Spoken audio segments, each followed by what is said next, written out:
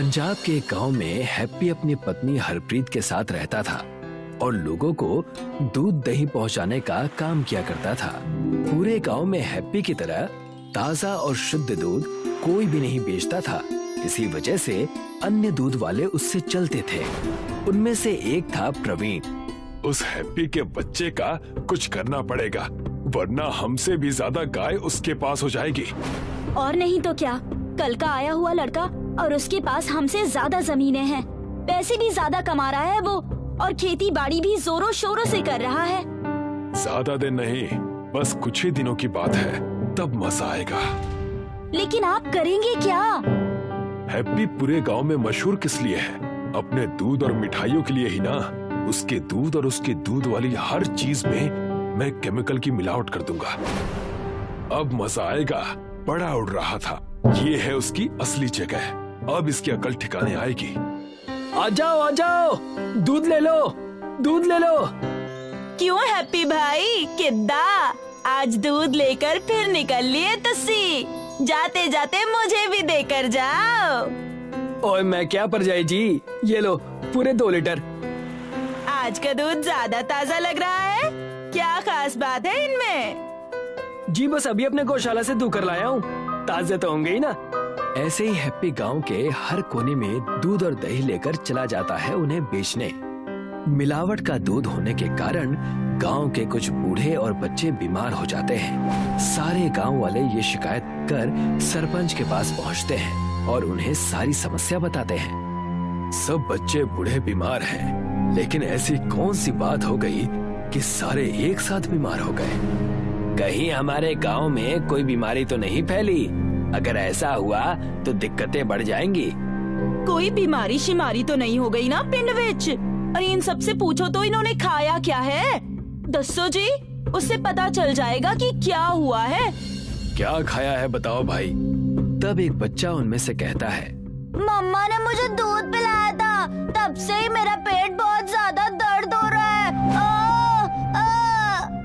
मैंने भी सवेरे दूध ही पिया था, मानो मेरी हालत तो ऐसी है जैसे मेरे प्राण निकल गए हों। सबने दूध पिया है।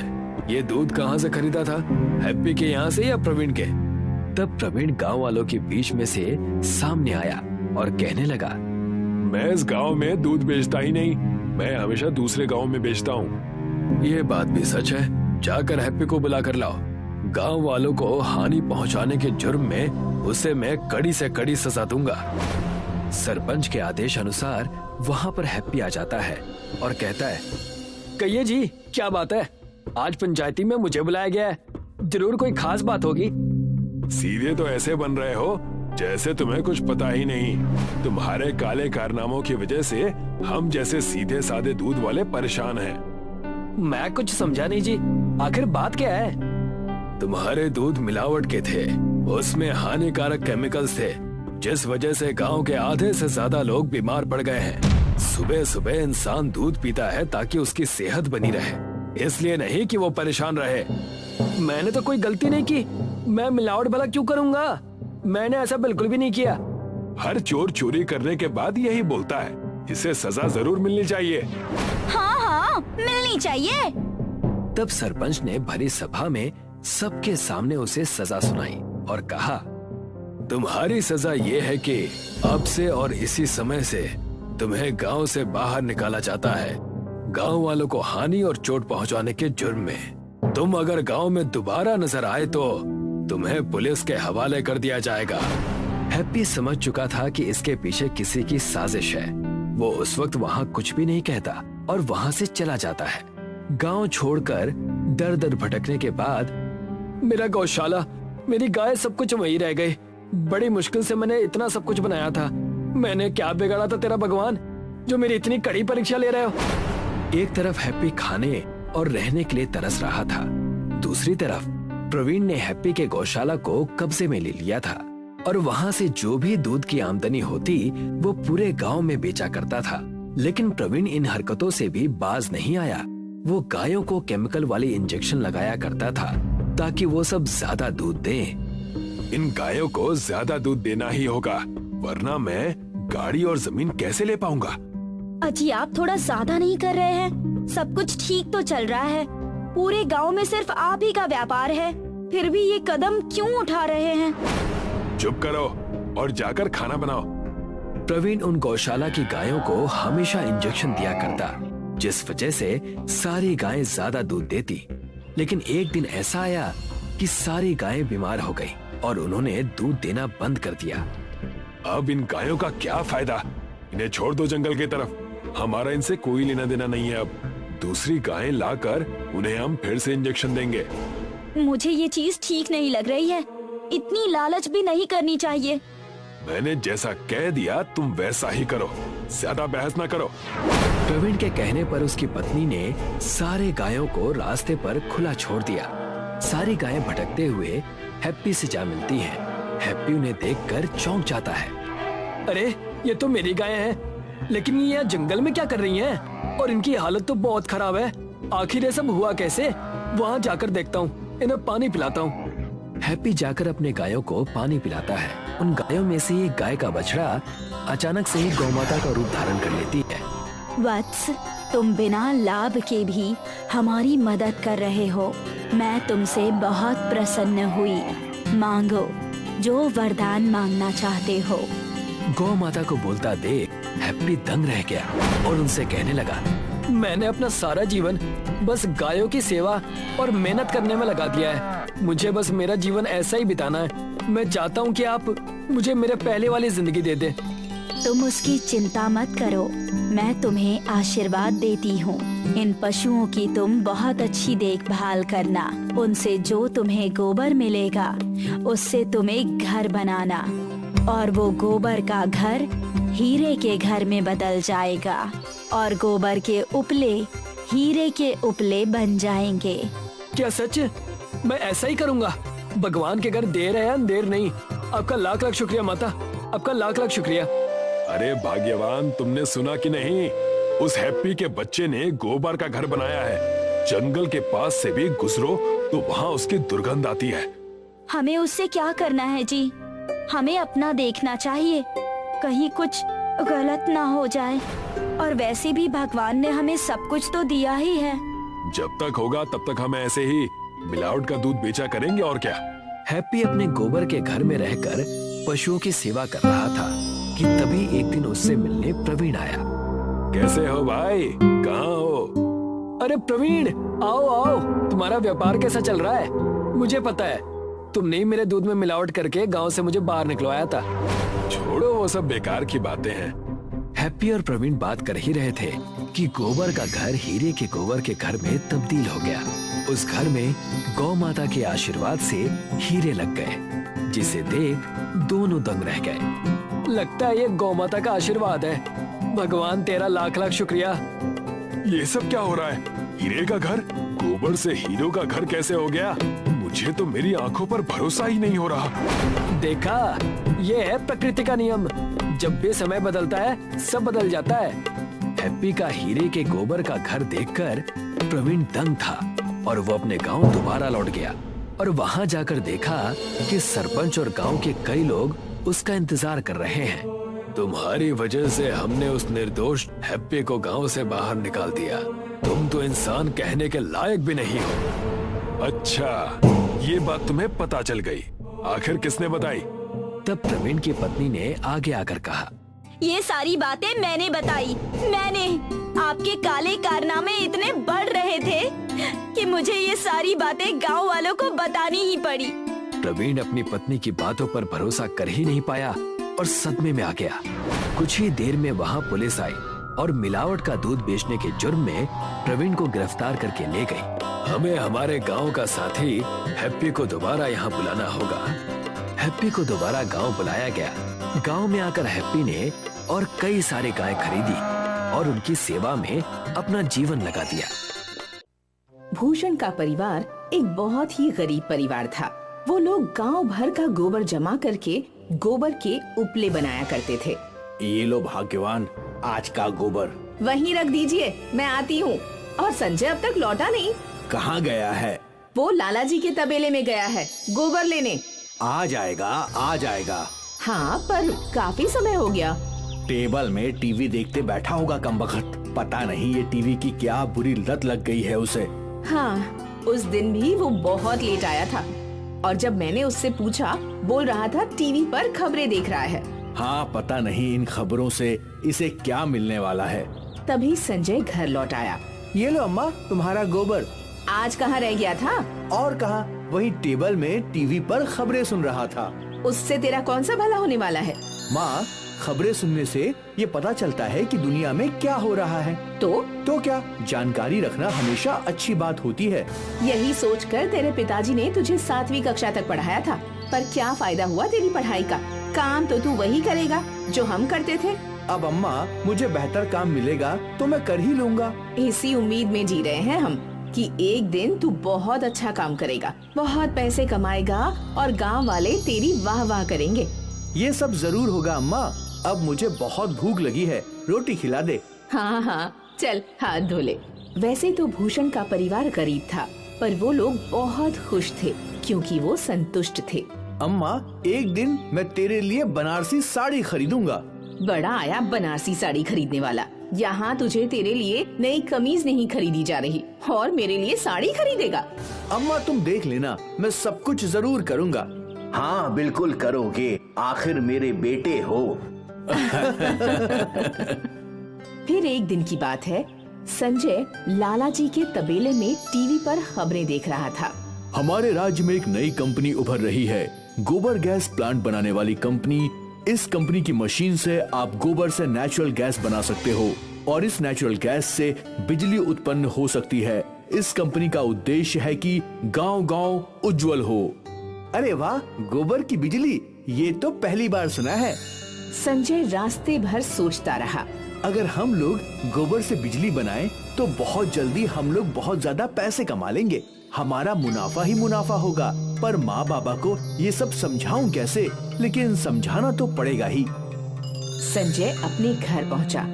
अम्मा, बाबा, मुझे बहुत बड़ी बात पता चली है। वो क्या? वो ये कि हम गोबर से बिजली बना सकते हैं। अरे कुछ भी। सच में बाबा, शहर में एक ऐसी कंपनी है जो ऐसी मशीन बेच रही है जिससे गोबर से बिजली बनती है। वो लोग उल्लू बना रहे होंगे। नहीं माँ, ये विज्ञान है और इस मशीन को खरीदने के लिए सरकार भी लोन दे रही है, क्योंकि सरकार का उद्देश्य है कि गांव-गांव उज्जवल हो। वो सब ठीक है, पर इससे हमें क्या?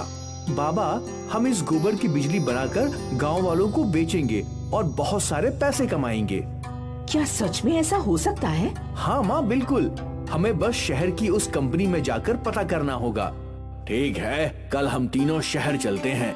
ये हुई ना बात। संजय खुश था कि कम से कम उसके अम्मा बाबा गोबर प्लांट को देखने के लिए तैयार थे। अगले दिन वो लोग एक कंपनी में पहुँचे, जहाँ एक सेल्समैन ने उन लोगों को सारी तकनीक अच्छे से बताई।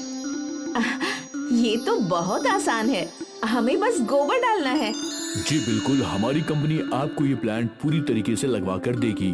और इस मशीन का दाम क्या होगा? वैसे तो ये 20,000 की है, पर सरकार आपको इस मशीन पर लोन देती है। आपको बस हर महीने इसकी किश्त भरनी होगी।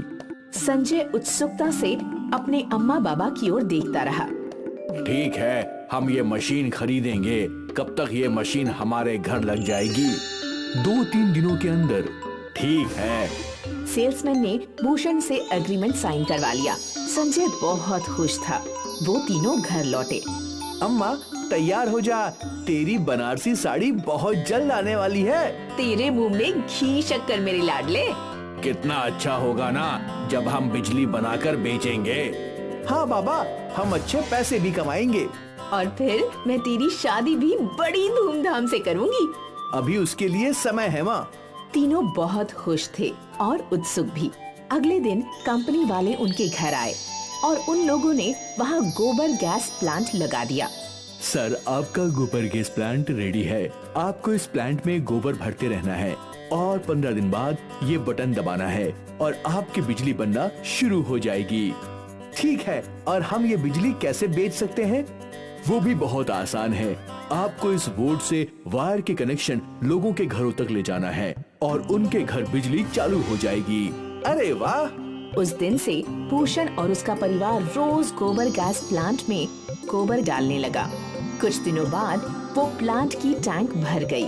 अब उन्हें 15 दिन इंतजार करना था। 15 दिन बाद संजय ने अपने घर में गोबर गैस की बिजली का कनेक्शन जोड़ा। बाबा, आप वो बटन दबाइए। ठीक है। जैसे ही भूषण ने बटन दबाया, उनके घर का मेन बल्ब जल गया। बिजली आ गई, बिजली आ गई। ये तो चमत्कार है। चमत्कार नहीं, विज्ञान है। अब गांव वालों को बिजली बेचनी है। बाप बेटे गांव में घोषणा करने लगे। सुनो सुनो सुनो, हमने अपने घर में गोबर गैस प्लांट लगाया है। इस प्लांट से सस्ते दामों में बिजली उत्पन्न होती है। जिस किसी को भी सस्ती बिजली चाहिए वो हमारे घर आकर कनेक्शन लगवा ले। सुनो सुनो सुनो। गोबर की बिजली की बात गांव में आग की तरह फैल गई। भाई, मुझे तो सस्ती बिजली चाहिए। हाँ, मुझे भी। ना लोड शेडिंग की झंझट, ना महंगे बिल देने की जिम्मेदारी। बिल्कुल सही। और भूषण के घर के बाहर गांव वालों की भीड़ लग गई। सच में गोबर से बिजली बनती है क्या भूषण भाई?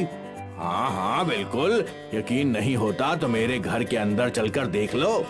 घर के अंदर जलती हुई लाइट और पंखा देखकर गांव वालों को विश्वास हो ही गया। भाई, मेरे घर भी एक कनेक्शन लगवा दो। मेरे भी। जी बिल्कुल, सबके घर लगेंगे। संजय ने गांव वालों से पैसे लिए और उन्हें रसीद भी दी और एक एक करके सभी के घरों में गोबर गैस की बिजली का कनेक्शन लगवा दिया। सस्ते दामों पर बिजली पाकर गांव वाले खुश थे और पैसे कमाकर भूषण का परिवार भी खुश था। मैंने इतने पैसे जिंदगी में नहीं देखे। हाँ, मैंने भी। और ये सब संजय तेरी वजह से हुआ है। हम हमेशा तुझे खबर देखने के लिए डांटते थे, पर आज उसी खबर की वजह से हमारी जिंदगी संवर गई। मुझे तो लगा था कि मैं जिंदगी भर गोबर के उपले ही बेचती रहूंगी, पर मेरे लाडले ने मेरी जिंदगी बदल दी। संजय के अम्मा बाबा को संजय पर गर्व था। धीरे धीरे संजय ने अपने घर की परिस्थिति ही बदल डाली। उनका घर बड़ा हो गया। घर के अंदर सारी सुख सुविधाएं आ गई। फ्रिज, टीवी, सोफा, सब कुछ। ये लो माँ, तुम्हारी बनारसी साड़ी। अरे वाह, ये तो बहुत सुंदर है। मुझे लगा ही नहीं था कि मैं जिंदगी में कभी ऐसी साड़ी पहन पाऊंगी। और ये सब हमारे गोबर की बिजली की वजह से हुआ है। बिल्कुल। और संजय, तूने सिद्ध कर दिया कि कोई भी काम छोटा नहीं होता।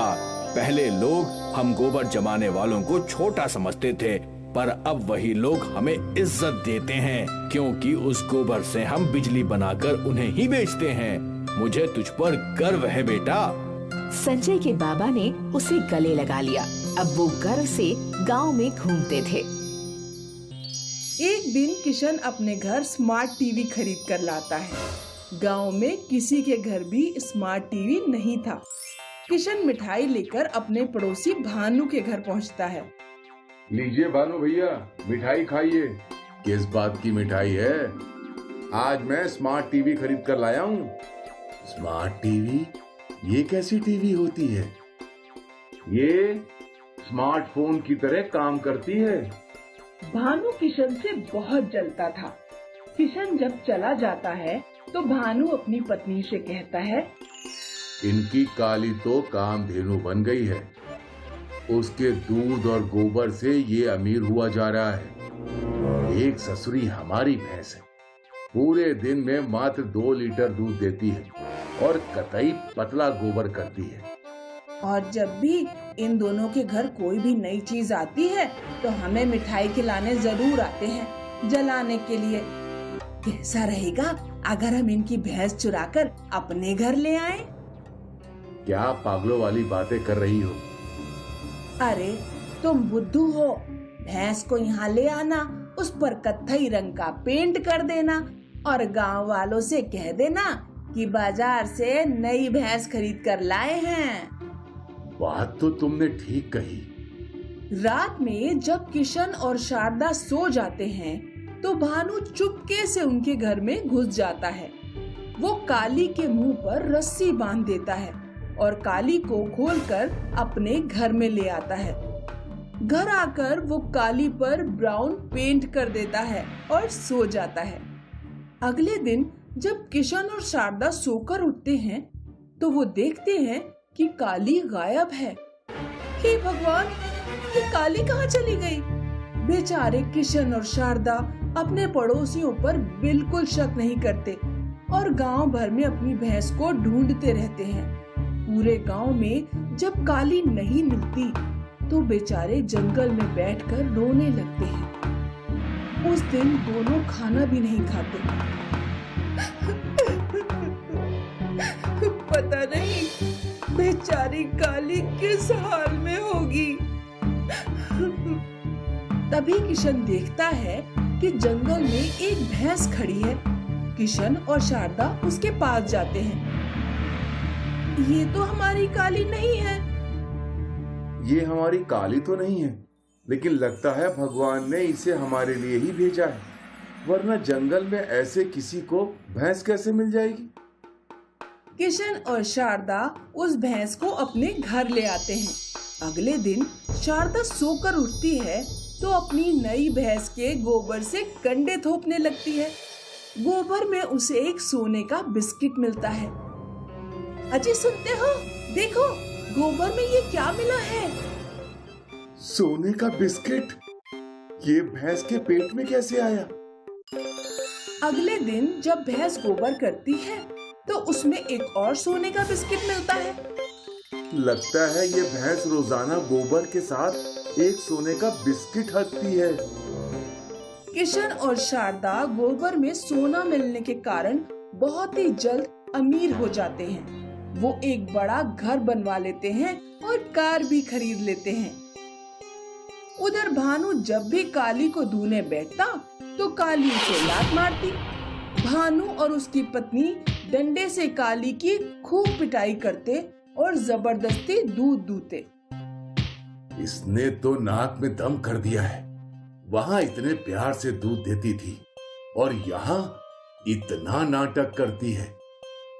किशन का तो इतना बड़ा घर बन गया और उन लोगों ने कार भी खरीद ली। समझ ही नहीं आ रहा कि उनके पास इतने पैसे कहाँ से आ रहे हैं। भानु रात में किशन के घर झांक कर देखता है और चुपके से किशन और उसकी पत्नी की बातें सुनने लगता है। आज हम जो भी हैं अपनी इस भैंस की वजह से।